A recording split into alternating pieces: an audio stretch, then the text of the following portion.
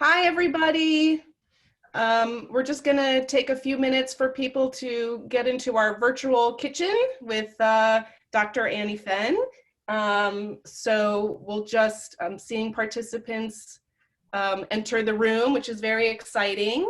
I'm Alex, by the way, from HFC, all the way from a cold and gray New York, unfortunately, but it's Friday, and we're so excited to launch our Friday webinar, caregiver webinar series with our very good friend, Dr. Annie Fenn from Brain Health Kitchen. How are you doing today? Hi. My kitchen. All right, so the numbers are rising. As we wait for people to join the room, just a little housekeeping. You're all muted upon entry, but you have the ability to unmute yourselves. We also have our Q&A function at the bottom of the screen, and feel free to type your questions if you'd like, or you can unmute yourself and chime in and ask Dr. Fenn questions. She's happy to engage while she's doing her presentation and demo. We also have the raised hand section, and you can raise your hand, and I believe you can unmute yourselves, or I can unmute you. Let me see, I have a question. Oh, someone's saying, hi, Annie, so fun to hop on and see your face. Hi. This is great. Yeah, so we've got a really great lineup for the next hour. If there's any technical issues, feel free to drop a note in the Q&A. I'll do my best to try and address it offline here. And I think we've got a really good, solid group of 23 people here. So I think I'll just turn it over to you, Dr. Fenn, and we'll get started. Great, thanks, Alex. Hi, everybody. I hope everyone can hear me okay. I'm here in my kitchen in southern New Mexico, which is not where I live, but this is where we are sheltering in place for the duration of the pandemic. So I have a makeshift pantry here that I've put together. And just a little bit about myself, if you haven't met me before or read my work, I'm a physician. I'm an OB/GYN doctor by trade who changed gears about 10 years ago, went back to school to become a chef, and then got very interested in the interaction between food and medicine, and then specifically how food can prevent cognitive decline. So I write about eating to prevent Alzheimer's disease and other types of dementia on my website, Brain Health Kitchen. I have a cooking school called the Brain Health Kitchen Cooking School, where I'll teach people hands-on classes about what to eat and how to eat and what to cook to prevent cognitive decline later in life. And it's all based on science, and a lot of the latest studies have been coming out in the last 5 years that pertain to how our food and our lifestyle affect our risk factors, which I'm sure you're aware of if you are following HFC and all the good work that they do. So today, I thought what we would do is take a peek into my pantry, and I will show you some of my favorite brain healthy ingredients that also do double duty to help you boost your immunity and your mental health. Because while we're all quarantined, it's super important, of course, that we stay healthy, especially when it comes to fighting off viral infections. Now, none of these foods have been proven to prevent COVID-19, but there is data that certain foods can prevent viral infection from other similar type viruses, like SARS and common flu viruses. And another big piece of this is the mental health piece. And you may or may not be familiar, but there are studies in the last few years that show that the Mediterranean diet is actually associated with less anxiety and depression in people that are prone to that. And I know being cooped up inside is really hard for a lot of people, whether you're suffering for anxiety and depression in your normal life, or you're just starting to get twinges it for the first time ever, which would not be unusual. I think that the foods from the Mediterranean diet that are specifically immune boosting that I've always loved for brain health and cognitive decline prevention are the ones we're going to focus on. So I want you to think about 4 different nutrient food groups, okay? The first one I'm going to go over is zinc. And I know that you probably know already that zinc is one of the nutrients people start taking when they feel like they're getting a cold. How many people take zinc lozenges when they feel like they're getting sick? I mean, it's a really common thing to do, and it's actually backed by science that if you start popping zinc lozenges, you'll still get a cold, but you'll get a shorter duration of it. So I don't know if this translates to COVID-19. Obviously, it hasn't been studied because it's a novel coronavirus. We don't really know that much about it yet. But there are studies that show that if you eat a lot of foods that are rich in zinc, then your immune system is going to be primed and ready to fight off any infections as they come by. And zinc is also one of the most important brain health nutrients. And that's because it's really important for different neurotransmitter functions at the cellular level in the brain. So I've always been really fond of zinc foods. And here I have a couple of my favorite ones. Pumpkin seeds. Pumpkin seeds are great. They're high in zinc. You don't need to eat a lot of them, maybe a quarter cup a day, maybe several times a week to help you get, you know, I would shoot for 3 zinc-rich foods a day in your diet. So I like to toast pumpkin seeds. I like to put them on my breakfast bowls. I like to put them in my granola. I like to snack on them, put them in my trail mix, all sorts of things. Pumpkin seeds are great. You can also soak these and puree them into a green sauce with olive oil and lemon juice and garlic and salt. Really, really easy. And you can also make pesto out of these and just use the pumpkin seeds instead of pine nuts. So pumpkin seeds are huge on my list. Another one is just the humble chickpea. These are dried chickpeas. You can also get canned chickpeas. Chickpeas are high in zinc. And I use chickpeas a lot in the Brain Health Kitchen. If you've looked at my website. Another related ingredient that we're going to cook with today is chickpea flour. Now, chickpea flour is just ground up chickpeas. And you'll see it sometimes called garbanzo bean flour.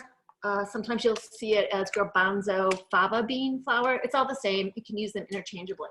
I like the Bob's Red Mill brand. You can get this in the grocery store wherever they sell gluten-free flours. It's really inexpensive. It's under $3 for a bag.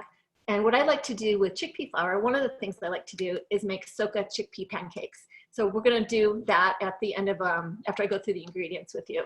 And Sokka are just nutrient dense because the chickpea flour is high in fiber, which means it has a low glycemic index, which makes it really good for your blood sugar and your metabolic health. It means that any sugar in the other foods that you have along with it will get absorbed more slowly. And that's an important factor in foods for preventing Alzheimer's disease because there's an association between high blood sugar chronically and getting Alzheimer's disease later. Another thing I love is tahini.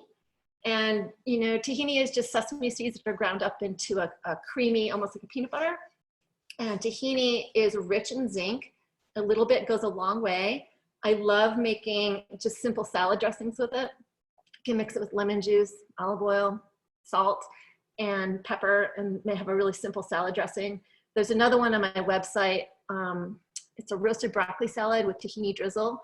And with that, I add a little bit of maple syrup and a little bit of garlic, and a little bit of olive oil. And that's a really, really nice, easy dressing that you can make and keep in the fridge for a week or more and just add it to all your foods. But tahini is super nutrient dense, just like a lot of the nut butters. So I like tahini because of its flavor, its versatility, and its zinc.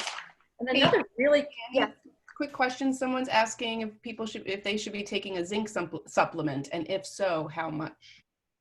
Well, there's, you know, I recently reviewed the literature on that, and we don't have a lot of good science to guide us as pertains to the coronavirus. For the common cold, it's thought that you should take 1 or 2 or 3 lozenges, and I think they're about 10 milligrams each at the onset of a cold. And that's zinc lozenges, the brand name would be Cold Ease. The RDA for getting zinc in your diet is about 10 milligrams a day. So there is zinc in foods, but it's not like tons and tons of zinc, like taking a lozenge. So I'm shooting for 10 milligrams a day in your diet through foods. And I honestly don't know which is better. There's not good data to guide us. In general, nutrients and minerals and vitamins are better absorbed in whole foods. I'm a huge believer in that. And most studies bear that out time after time after time. Like if you take vitamin C in a fizzy packet you're mostly going to excrete that vitamin C. If you take vitamin C as a whole orange with the fiber matrix and everything else, then your body is going to be able to absorb that better. So I don't have a ton of science to guide me, but I'd be willing to guess that it would be a good idea to do both. Get zinc in your diet, and then if you have zinc lozenges and you feel like you're getting sick, go ahead and use them. Does that answer your question? Our other zinc-rich food is almonds, and you can do millions of things with almonds. One thing I like to do with almonds is make nut milk. I have some almonds soaking here. They have to soak overnight to make nut milk, and I haven't quite had time to do it. But after an overnight soak, I drain off the water. I put the almonds in a blender. You need a fairly good blender like a Vitamix with a little bit of salt and some fresh water, and I just blend it into almond milk. I strain it over cheesecloth, and that keeps in the fridge for about 4 days. I use it to cook, I use it to drink, I use it to make a latte, I use it for all sorts of things. One more zinc-rich food that I really like that you may or may not have in your kitchen is called nutritional yeast. Is anyone familiar with this? Yeah, maybe? Yeah, a couple people. So nutritional yeast, it's actually a type of yeast used for making beer. And it's an old ingredient that a lot of vegans have used for decades. And the reason is it's super high in vitamin B12. And people who follow a vegan diet don't get any B12 from meat and dairy and eggs like we normally would if we're eating everything as omnivores. So it's really almost, smells like a little bit like cheese, but it's not cheese, it's actually yeast. They're little flakes. You can add these to your food to give them flavor, umami. It's sort of like a salty, deep, rich flavor. I even make, they're not really cheeses, but they're more like nut cheeses with it. I'll put walnuts and garlic and miso paste and nutritional yeast in a blender and come up with something that, tastes almost like Parmesan cheese. And you can use that with so many things. Love nutritional yeast, yay! So think of nutritional yeast as a shot of B vitamins for your food. You can sprinkle it on top of your eggs. You can mix it with nuts to make sort of a cheese-like Parmesan. You can do so many different things with it. Don't cook it though, because it's a live yeast and it will lose its active ingredients if you cook it. Does anyone have any questions about zinc? Zinc is kind of like an under the radar brain food that I'm really into right now because of the whole issue with viral immunity. Okay, so the next category of foods I want you to think about is prebiotics.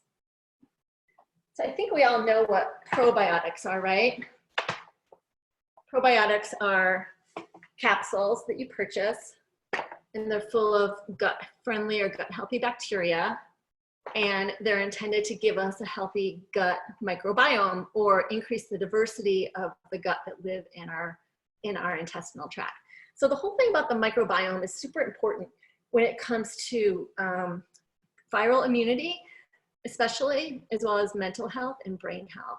We know that about 70% of our immune function actually originates in our gut within these microbiota because they secrete certain things that actually interact with our immune system directly. And so the gut, having a healthy gut is super important for staying healthy during this time. And the most important thing about cultivating a healthy gut, I don't like people to think so much about taking probiotics, although it is indicated for some reasons to take these pills that are full of bacteria. But I like you to think more of prebiotics. Okay, so prebiotics are fermentable fiber, whole foods that contain fermentable fiber. And this is what the gut bacteria eat. This is how you cultivate a lot of diversity in your microbiome. It's by eating a wide variety of plant foods on a daily and weekly basis. Some studies say that you should have 30 different plant foods in your diet in the course of a week. And if you start counting how many different plants you eat, it probably wouldn't be too difficult to get to 30. And if you're under 30, that means you probably need to mix it up and grab some different types of plants, and just sort of try some different things. If you're always getting broccoli, get cauliflower. If you're always getting cabbage, get Brussels sprouts, that sort of thing. You just really want to increase diversity. So cruciferous vegetables like broccoli, Brussels sprouts, cabbage, these are all perfect prebiotics. And if you eat these a little bit every day, then your gut bacteria will flourish and they will increase in numbers and diversity. Another thing you can do that's really important is eat fermented foods. And fermented food can be, you know, what you might think, like this is some kimchi that I didn't make myself. Woo, I just spilled it. The kimchi I bought at the grocery store, but you know, it's basically cabbage with spices and some other things and bok choy. And what you can do is just chop that up and add that to your foods. Like if we make fried rice, we'll add some kimchi. If I make scrambled eggs, I'll add some kimchi. I'll add it to a Sokka pancake, and I'll add it to a stir fry. And it's really delicious, of course, adds a ton of flavor. But things like this, like sauerkraut, kimchi, are really, really teeming with the actual bacteria that you can inoculate into your gut. Another ingredient I really like is miso paste. Is anyone familiar with this? It's basically soybeans, although they can be made from other things. And this is sweet miso, which is a really nice variety. It's fermented soybeans in a paste form. And it has a really salty, umami-rich flavor. And you can add this to your foods to give it depth of flavor and also give you a little boost of fermented foods as well. So if you can't eat soy, you can find chickpeas made from, see, I've got some brown rice miso paste. And this one is, I can't tell what that is. Oh, this one is barley. So you can get some that are soy-free as well. And I would look for low sodium miso paste if you can find it, because it can be really salty. So one thing I like to do with miso paste is make a really simple dressing by adding a teaspoon of miso paste with some olive oil and some salt and some lemon juice, just like everything else. And you can shake it up in a mason jar, and you can have that in your fridge for up to a week to dress salads and vegetables and other things. And then we have a couple really easy home fermented projects that I did. One is, I don't know about you guys, we're eating a lot of tacos here in our quarantine kitchen. So I love having, you know, like little bits of pickled vegetables in my tacos. It just adds so much interest and crunch and freshness to it. And these are just red onions that I sliced thin, and then I covered them with half white vinegar. Actually, I think all I had was apple cider vinegar and half water. A little bit of salt. There's probably a teaspoon of salt in this whole thing. A lot of people, when they pickle vegetables like this, they use sugar. I found it actually works really well, you know, without any sugar at all. And I'm trying to reduce the sugar in my diet, mostly because we know that the brain healthy diet should really not have a lot of refined sugar in it at all. I do use whole foods that are rich in fiber to sweeten baked goods and things. So when I use sugar, I tend to use maple syrup, dates, honey, things like that. Sometimes I'll use coconut palm sugar if I'm making cookies or cakes. But I try to avoid using white sugar for most of my cooking. The higher your blood sugar, the greater your risk of Alzheimer's disease. And even if you have borderline high blood sugar, which doctors would technically say was fine, that also shows you have a twofold increased risk of Alzheimer's disease. So definitely watch for the sugar in your diet and the added sugars in foods. Another thing I like to make that gives tons of vitamin C, which we're going to get to next, is preserved lemons. Does anyone make preserved lemons at home? Did Glenda have a question? Sorry, I can't hear you. Well, preserved lemons are basically just lemons that you cut up, and I'll show you how I do that. I only have one good lemon left, so I can't really show you how to do a whole pack, but it's a way to keep lemons way beyond their shelf life, and that's really important nowadays that we're shopping very infrequently. So what I do is I'm cutting my lemon in half, then I'm cutting it into quarters like that, and then I'm taking my knife and cutting in between the skin and the flesh like that. Now what I'm going to do is I'm going to take kosher salt. This is a clean jar, so I didn't sterilize or anything. I just put it in the top of my dishwasher. I'm going to take kosher salt and rub that all into the lemon. So I'm going to get it in between the flesh and the skin. And I'm going to do that and pack as many lemons as I can into this jar, and then cover it with lemon juice. And then it takes about 3 weeks for these to be ready. But when they are ready, and you can leave these at room temperature, they're basically fermenting. So they're creating lots of gut healthy bacteria as they sit. But after about 3 weeks, you can start using them. You pull one out, you can rinse it off, it's pretty salty. And then you can use the pulp if you want to, but mostly we're interested in using the rind. The lemon rind is teeming with vitamin C, so it's a really good addition to stir fries, pasta dishes, any way you would cook vegetables could really use a ping of lemon as well. Are there any questions about that? I'm gonna rinse off my hands, hold on. So let's talk about vitamin C. I have a lot of vitamin C rich foods over here. Some of them I'm sure you already know about. Some are a little bit under the radar. So while I've been home with my family, I've been trying to get everyone to eat at least 2 pieces of citrus fruit a day. Because vitamin C, like I mentioned, you can get it in those fizzy packets, like Emergency, I think they're called. But studies show that most of that vitamin C is just excreted. And you want to get enough vitamin C in your diet so you always have some system to fight off viral infections. It's also shown to be an important vitamin for mental health.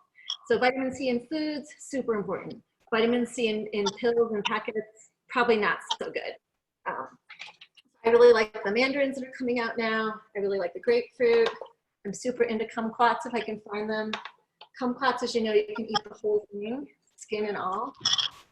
Another vitamin C rich food is vegetables like broccoli and spinach are super rich in vitamin C. And I'm not so fond of eating raw spinach, but I'll take this whole box of spinach and I'll make pesto out of it. And I'll use that on everything. I don't have that much basil right now, but I mix as much basil as I have to it to give it like that feeling of basil pesto, just to stretch it out a little bit. Now another vitamin C rich food that I absolutely love, chilies. And you probably have some of these cans of chilies bouncing around in your pantry. They've been around forever. I'm in New Mexico, so I have the Hatch brand, but Ortega is a really common one that you might see. So I think that chilies are really under-recognized as being a brain food, number one, because they're high in vitamin C, they're high in fiber, they're also high in capsaicin, which is a potent anti-inflammatory phytonutrient. There's actually some studies looking at capsaicin and how it clears up amyloid plaque from the brain in animals who have been given Alzheimer's. So that's way too early for prime time in humans, but it's interesting nonetheless. It's got the type of phytonutrients that we're looking for in a brain healthy diet. So I have a recipe that I just posted on my website for a white chicken chili. We use like 2 cans of these, so it gives you a really good dose of vitamin C. Another thing I really like to have in my pantry is just plain old salsa. You know, it's full of vitamin C, it's got chilies, it also has some good prebiotic foods like garlic and onions and scallions and things like that. I like the green chili version as well. A really easy breakfast we've been making is something I've been calling creamy huevos. And I don't have a recipe for this up on my website yet, but it's coming soon. But it's basically a can of black beans that I rinse, a cup of salsa, and a cup of almond milk or cashew milk, or any other kind of nut milk I have around. You could certainly use dairy milk if that's what you drink at your house. And I put those 3 things into a skillet, mix it up, and bring it to a simmer until it's nice and creamy and boiling. And then I poach eggs directly in it. Sort of like eggs in purgatory, if you're familiar with that, or shakshuka. So we cook the eggs right in the bean chili salsa sauce, and it's done in 4 to 6 minutes, depending on how you like your eggs. And I serve that with tortillas usually, or avocado slices. And it's a really easy kind of a 10-minute breakfast that I can put together just from canned goods. And I feel good knowing that it's tons of brain healthy and immune boosting ingredients as well.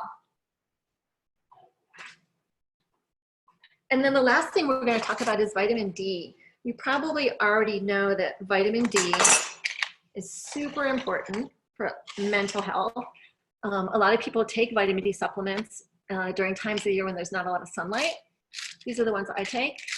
And I would recommend that, you know, because vitamin D is also important for immunity, if you already take vitamin D supplements or your doctor has recommended it, I would just keep taking them even though the days are getting longer. we're maybe not getting outside as much as we normally would. And I think that keeping our vitamin D levels boosted in our bloodstream, which is a blood test that you can check and you may have had done in the past, I think keeping your vitamin D levels up is a really good idea during this quarantine time.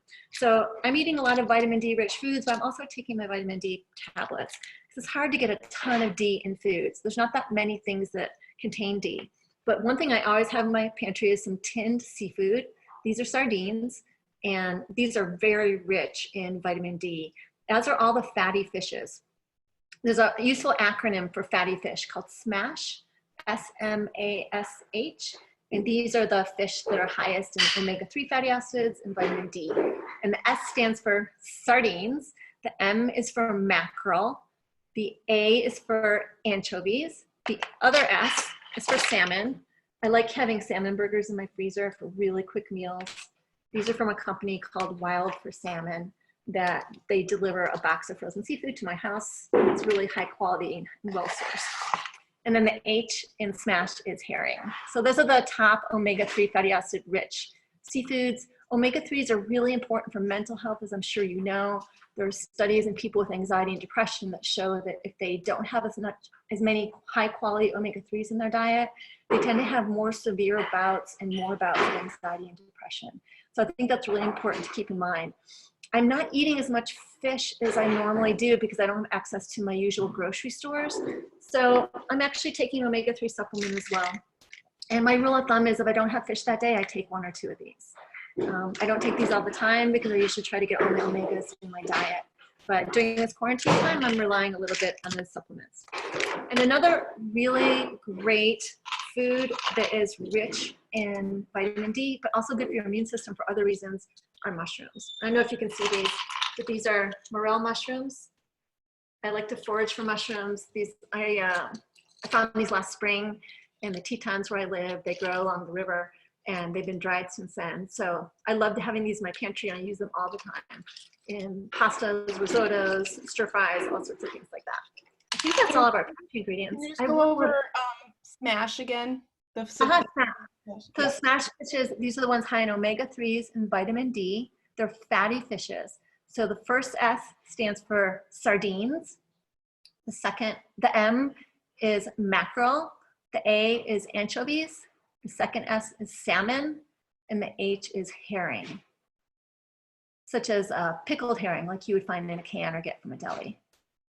It's all the little fish, besides the salmon. You know, these are all the little bottom feeding fish are really good for you. And they also have a good trade-off because they're low in mercury. They're high in omega-3s, but low in mercury. That's what makes them such good brain foods. And the only other ingredient that doesn't really have a category is turmeric, which I obviously buy in bulk. But there have been tons of studies on turmeric as pertains to it being anti-inflammatory, anti-cancer, anti-Alzheimer's, all of those things. The problem with turmeric is it's really hard to get blood levels that are significant and have it pass the blood-brain barrier for it to be a significant brain food. But I still believe in it as an anti-inflammatory vitamin. You can take it in supplement form. I'd much rather have it in my food.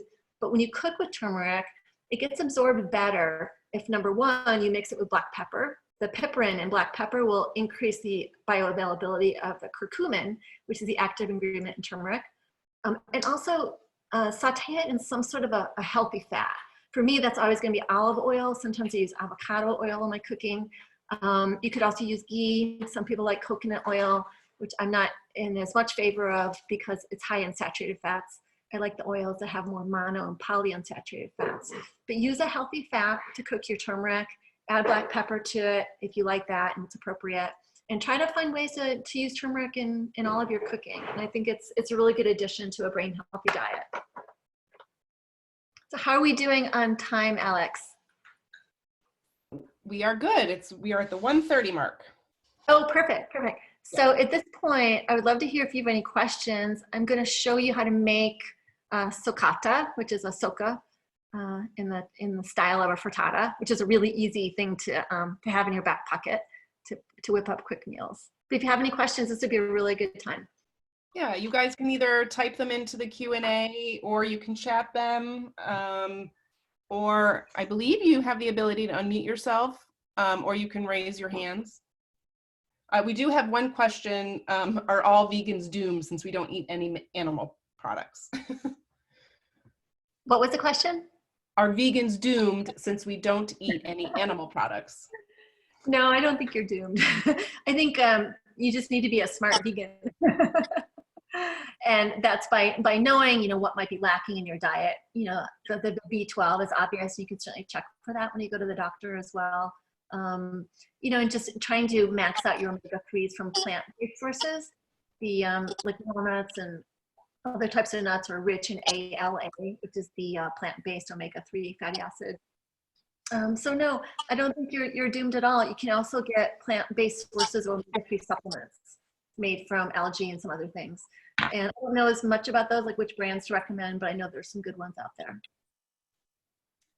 And then there's another question about your thoughts on kombucha. Kombucha, I love kombucha. It's a great fermented beverage. One thing I advocate a lot of for a brain healthy lifestyle is cutting back on alcohol and drinking no more than, you know, maybe 5 ounces a day, maybe not even that much. Studies show that the less alcohol we drink, we're probably better off in terms of our brain health long term. So one thing I like to do is drink kombucha instead of having a cocktail in the evening some nights. The problem with kombucha is it can be high in sugar.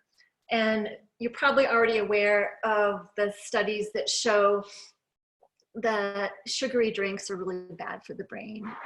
There's been data based on like sweet tea, soda pops, things like that, drinks that have added sugar and things that have artificial sweeteners are directly associated with an increased risk of stroke and with dementia later in life.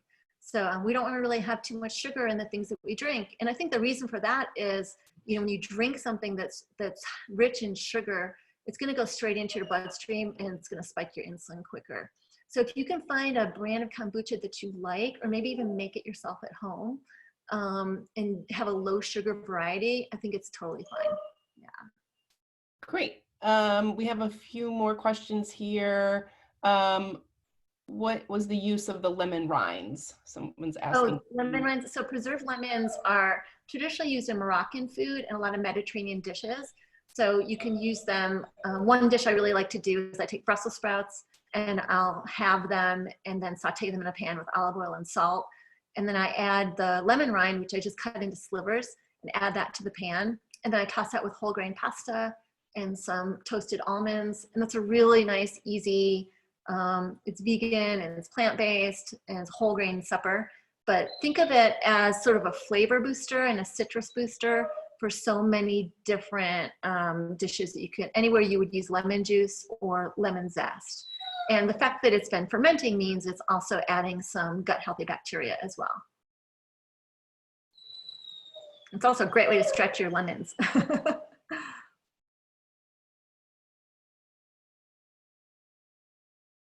Are there any more questions? Yep. Are eggs okay to eat every day? I know they are high in saturated fats. That's such a good question. Eggs are complicated.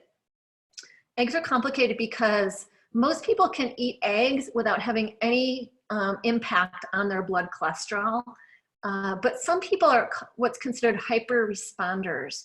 And we know that cholesterol-rich foods don't normally increase blood cholesterol. As doctors, we used to say that, you know, you have to avoid all the foods that have cholesterol because that will raise your blood cholesterol and give you high LDL, which is associated with an increased risk of cardiovascular diseases and also Alzheimer's, we now know. But that's not necessarily true in a lot of people.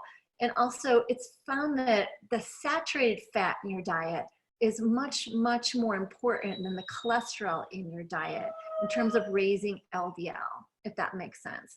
And the saturated fats that are especially prone to raising LDL are the ones that are like in coconut oil, or the ones that have trans fats, like what you find in processed foods and other foods.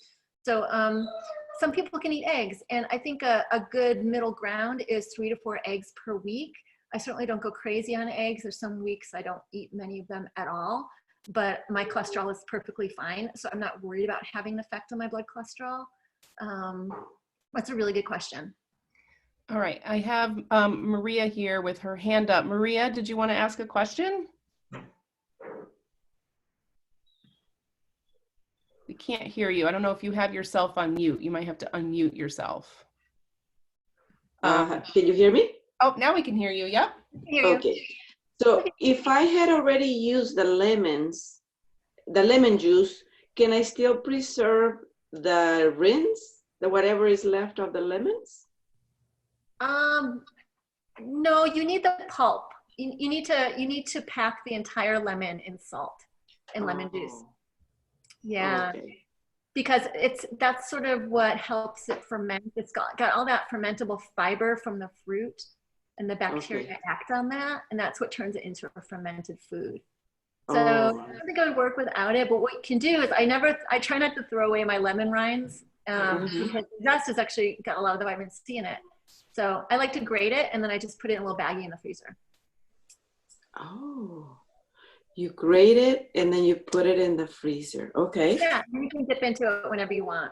Or if you're busy, you can just throw that whole lemon, half lemon that's spent because you already juiced it. Just throw that whole in the freezer.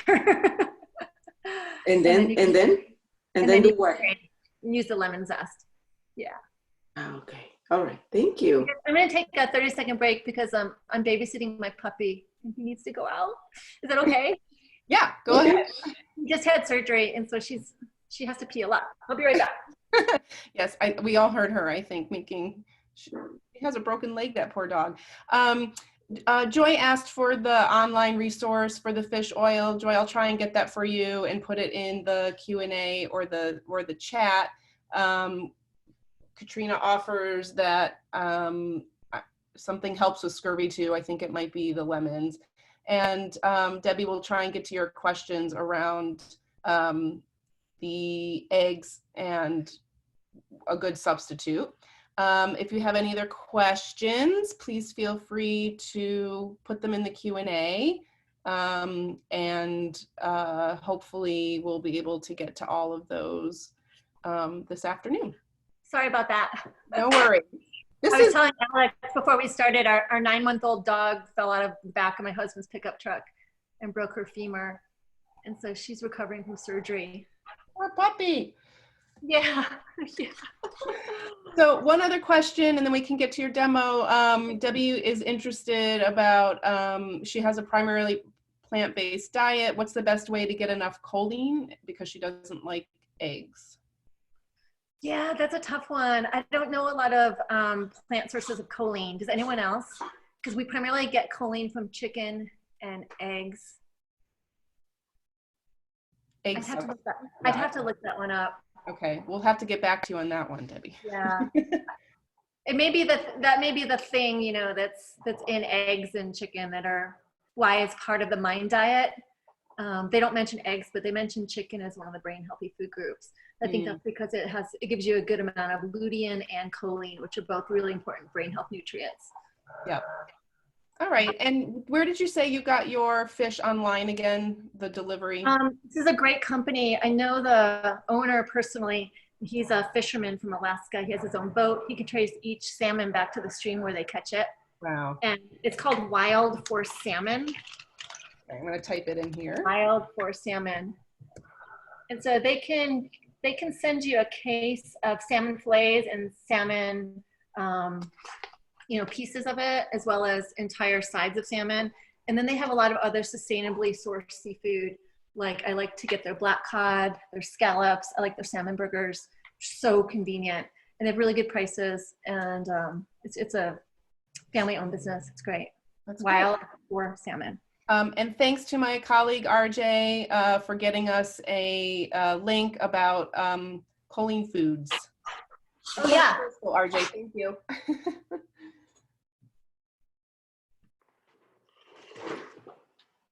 Fantastic. So I thought we'd make some Sokka chickpea pancakes. All you need to make Sokka, like I mentioned before, is chickpea or garbanzo bean flour, water, olive oil, salt, and pepper. And I'd like to add a little bit of turmeric too. Hey, you guys. Hey. Hush. Sorry, I have 2 dogs. Orzo and olive oil. Oh, cute. Yeah, olive oil is the one that's injured. So all I did was add, this recipe is on my website under Sokka Chickpea Pancakes. It's on brainhealthkitchen.com. But you add 1 3/4 cups of chickpea flour, 2 cups of water, half a teaspoon of kosher salt, 1/4 teaspoon of black pepper, and I also added 1/2 teaspoon of turmeric. So you put that in a blender, or you can also just whisk it in a bowl. Let it sit for a little while. One thing about chickpea flour is it's so high in fiber and protein that it actually just really does need to be hydrated a little bit. So as the batter sits, it gets thicker. And you want it to be sort of like a pourable pancake batter. So you do need a nonstick pan. I favor nonstick ceramic for most of my nonstick cooking. I also have some cast iron pans that work really well. But if you want to use a cast iron pan to make Sokka, it has to be very well seasoned and very nonstick. Because just like all gluten-free flours, they can be sticky. So they can be a little bit difficult to cook with if you're not used to that.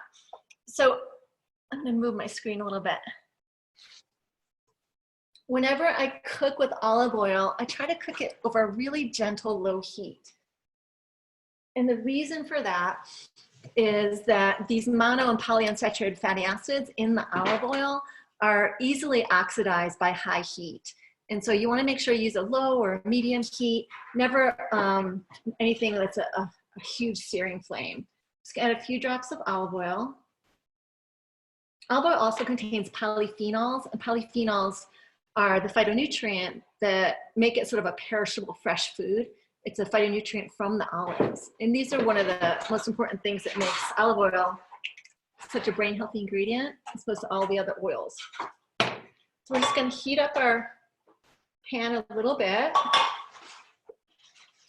I'm going to pour in the Sokka batter, about 1/4 cup. So if you've made pancakes or crepes before, you know how to make Sokka too. And we're going to swirl that around a little bit. Now, once I add the batter to the pan, I can increase the heat. I'm just really careful with low heat when it's just olive oil in the pan, if that makes sense. Once you add the batter, it actually reduces the temperature of the oil, and I'm not so worried about heating it up. So we're going to cook that a little bit. So what can you do with Sokka? So Sokka can replace a lot of the white foods in your diet. You know, most of the gluten, like 98% of the gluten that Americans eat comes from all-purpose white flour. And it comes from a lot of the foods that we reach for that are convenient, like white bread to make toast, or English muffins, or flour tortillas, or pizza crust, or things like that. And these foods are, you know, ubiquitous in our society, but they're not really very brain healthy. The reason is that the white flour has been processed so much that it's really devoid of the nutrients. And the most important nutrient that we get from wheat is vitamin E. So I cook a lot with gluten-free flours, not because I think gluten is really something we need to be worried about specifically for Alzheimer's or cognitive decline, but more that the whole grain flours that are not processed, and a lot of them are gluten-free, are just better for the brain. And they also have more fiber, they're more filling, they're more interesting, and they're more delicious. So that's why I became such a big fan of chickpea flour. You can see it's cooking up and starting to bubble a little bit.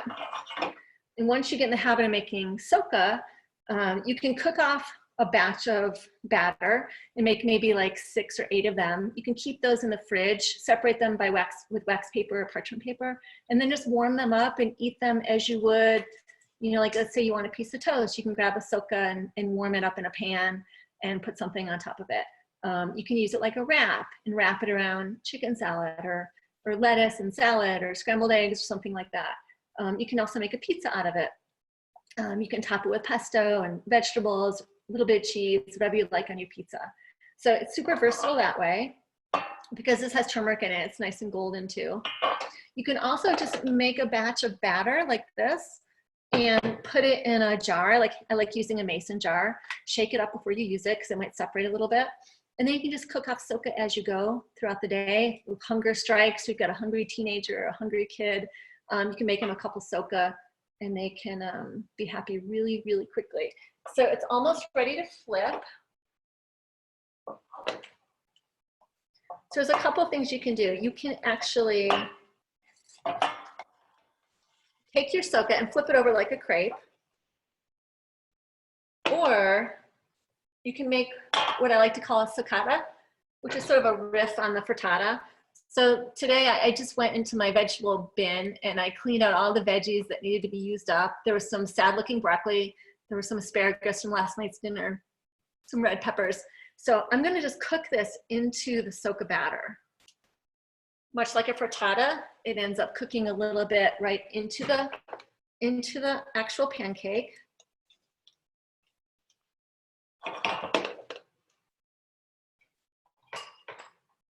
And I'm gonna put a little bit of Parmesan cheese on it.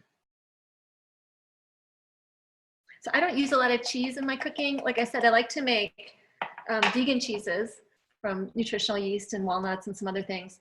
But when I do use cheese, I like the ones that are low in saturated fats, like Parmesan, Pecorino, and feta cheese. And those are the ones that are used a lot in Mediterranean countries as part of the Mediterranean diet. The MIND diet, which is the one that has the best data in terms of preventing Alzheimer's, actually recommends you don't eat more than an ounce of cheese a week. And that's about a 1-inch cube of cheese. So it's not much cheese at all. So I probably eat a little bit more cheese than that. But I also reach for these really, flavorful cheeses that are low in fats. And a little bit goes a long way is what I find. So this one looks like it's ready.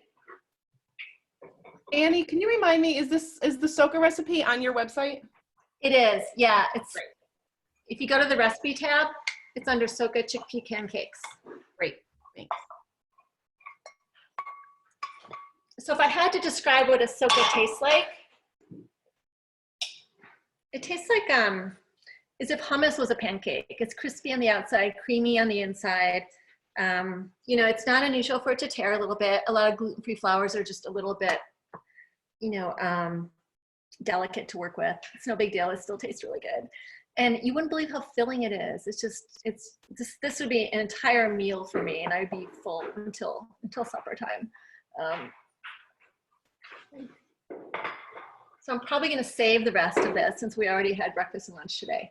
I'll save the rest of this batter. I'll put it up in the fridge, and we'll be cooking off of it for the rest of the week. Another thing I like to make with my Sokka chickpea pancakes is I make manicotti instead of making the old school type of manicotti that I grew up with, which is all-purpose white flour, eggs, and cheese, and things like that. I think the Sokka adds a lot more flavor, and it's a lot more interesting. It's a lot more nutrient dense, and it's a lot more filling. Do you guys have any questions about that? Well, it looks delicious. I'm ready for lunch. I wish I could give you all one. I know. Any other questions? I do with chickpea flours. I actually add chickpea flour to my cookies. I have a recipe on the website called A Better For You chocolate chunk cookie, and it's a gluten-free cookie that uses olive oil instead of butter. And it also, the chickpea flour gives it a little bit of savory to balance the sweetness of the chocolate. And I use chickpea flour a lot in baking for that reason. That sounds amazing. Any other questions, folks? We have about 10 minutes about either anything that Dr. Fenn covered around immune boosters, pantry savers, or any brain health food questions in general. How bad is it to add salt to food, I guess, according to the MIND diet? The MIND diet doesn't talk about salt. So I think it's a really interesting question. It's one that has to be individualized. Some people need to watch the sodium intake in their foods because they have high blood pressure or borderline high blood pressure. We know that if you have high blood pressure for a good part of your life, especially at midlife, like between the ages of 45 and 65, it increases your risk of Alzheimer's disease. So you want to be very tuned into whether or not you have high blood pressure, whether or not it's related to sodium in your diet or not. So I tend not to use any processed or packaged foods in my cooking because they have so much added sodium to it, and they don't taste salty, so you don't really notice it. So it's a sneaky salt. But I salt my food liberally because I cook so much with vegetables.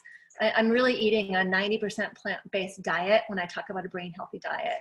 And so I use salt liberally. I'm not someone that has to worry about hypertension. I actually have really low blood pressure, so I need my salt. but that's a really individual question. So I would say that if you are worried about sodium, avoid packaged and processed foods.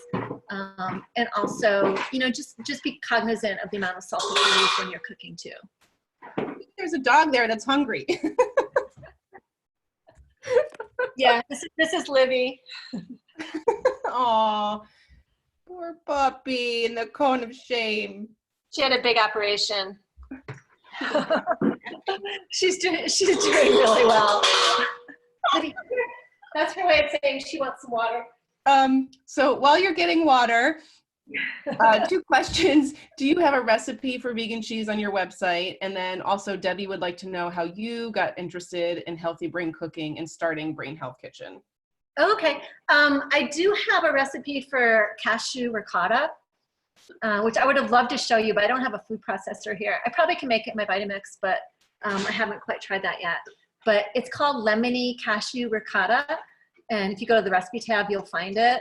And I actually can use that interchangeably the way I would use ricotta cheese. And it also has 4 different variations on it to turn it into a dip. Like one dip that I really like is roasting cherry tomatoes and adding turmeric to it and then folding that into the ricotta. And so you can use that, you know, like as if you would use a bagel schmear. You can use that ricotta for all sorts of things and dipping vegetables and whatnot. Another recipe that I have, I don't know if I have it up on the website, is for the walnut parm, but I'd be happy to get that for you guys. It's really simple recipe. It's just walnuts, miso paste, nutritional yeast, and I use a smoky salt like Maldon in it. I put it all in a food processor until it looks like a crumbly Parmesan cheese. And I can get that to you if you like. I'll write it up and Alex can send it out to you. And yeah, that'd be great. Interested in cooking for brain health. You know, as life happens, I didn't really intend to go down a path of having a cooking school and spending all of my waking hours trying to figure out how to help people eat better. But when I retired from my OB/GYN practice, it's been about 10 years now, and I went back to culinary school, I started teaching culinary classes in my community because I realized that so many people just weren't eating well. And that seemed to be the root of a lot of the chronic diseases I saw in my practice.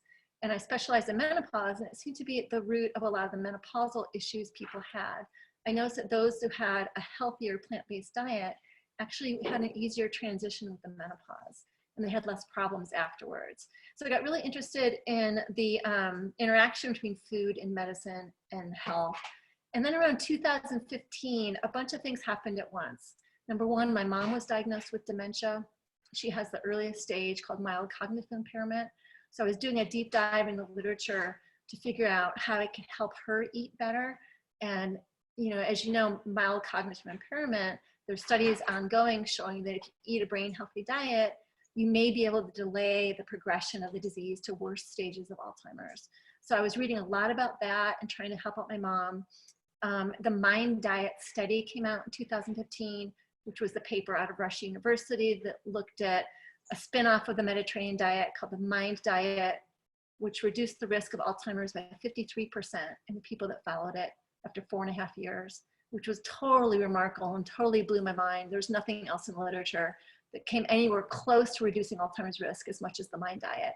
And then at that point, I just decided that all of my efforts up to that point as a physician, as a writer, as a chef, as a culinary instructor, should focus on this one thing. So I've been focused on it primarily for the last 5 years.